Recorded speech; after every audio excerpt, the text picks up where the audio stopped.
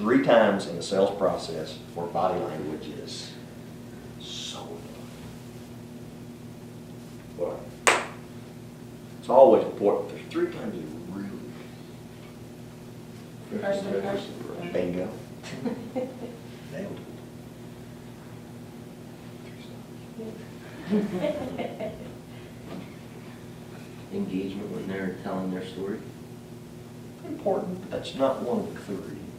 Well, I guess you could read if like someone's lying by their body language, like maybe they'll like blink a lot or something. I don't know. I'll come back. Is that tricks? I'll come back to that. I'll come back to that. You're right, but not one of the 3 points in the sales process. First impression, yes. What? Confidence. That's an important part of body language, but at stages of the meeting, first impression, when you ask for the buy, Saying goodbye, being warm, right?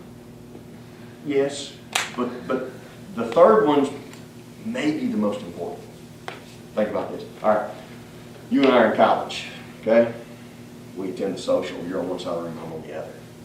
We make eye contact. Get somebody I'd like to meet. And, you know, a little eye contact, going back and forth. I felt like maybe I got some eye contact back.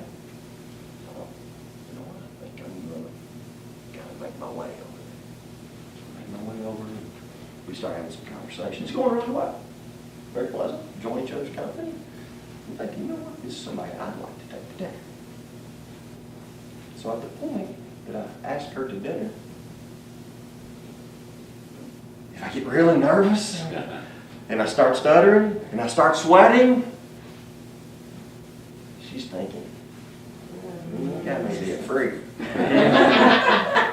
This guy may be a freak. So now, sales process. You and I are working through this, delivering a presentation to you. I get to the point where I'm asking you for the buy. And she says, let me ask this. How many times do you say, here's what I recommend, and they say, sounds great, where do I sign? Do they usually say that? What do you I'm get? dreaming, maybe. Yeah. What do you get? An objection. Something.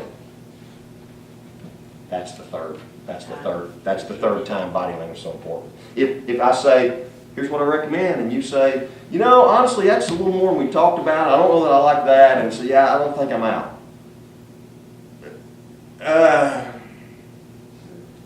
All of a sudden it changed. If when you go to ask for the buy, if everything changes, it says you don't believe or you don't have the confidence in what you're selling. So your body language is very, very important. I had a couple of daughters that played golf and were pretty good. And in one tournament, I heard one of her opposing players say to her coach, if I could just have a good hole, I think I could get this thing going. And the response was genius. The coach said, don't wait till you have a good hole. Celebrate each shot. If you have a good shot, until you hit the next shot, hit the next shot. He said, and oh, by the way, when you're walking down the fairway, quit slumping your shoulder. Here's what society has done. Aren't these things great? What do?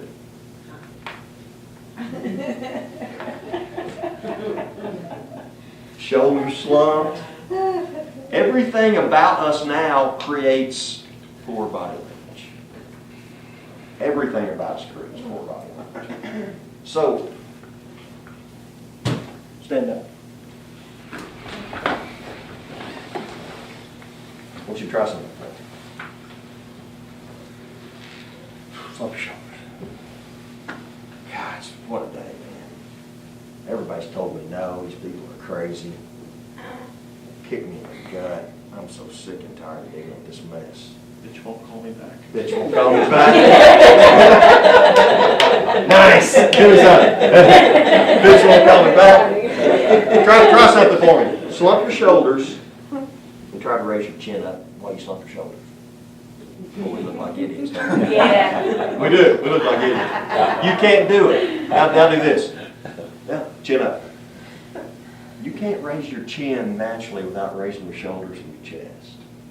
So when you're seeing a client, if you're seeing them like this, they're saying, God, dog, here she comes again. That chick wears me out. But when, hey, it could be as simple as no words are spoken, but this versus this can be a pretty big deal. You know, raises your shoulders, your chest, raises your spirits, probably raise your chances of success. Simply by body language. Okay? So I want you to practice it. If you catch yourself, listen, if you're walking into a client with your phone, oops, you're probably doing this. And the client's saying, and by the way, this is a soapbox here. If you're planning a commercial or you think you're going to need this for a rescheduling appointment or something, take it in. If not, Leave it in the car. leave it in the car. Or at the very least, put it on airplane mode.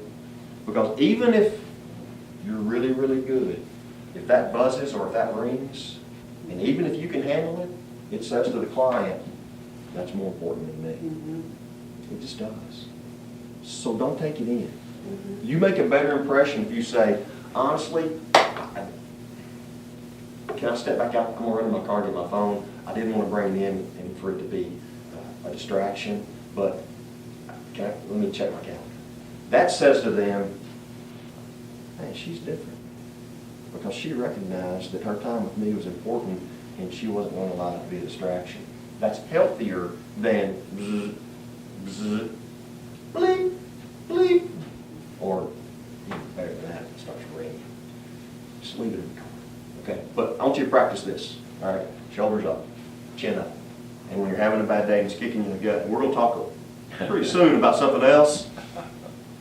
It's a lot easier to have some swagger about you with this chin up here and this shoulder down here. All right? Okay. But let me show you. This is pretty cool.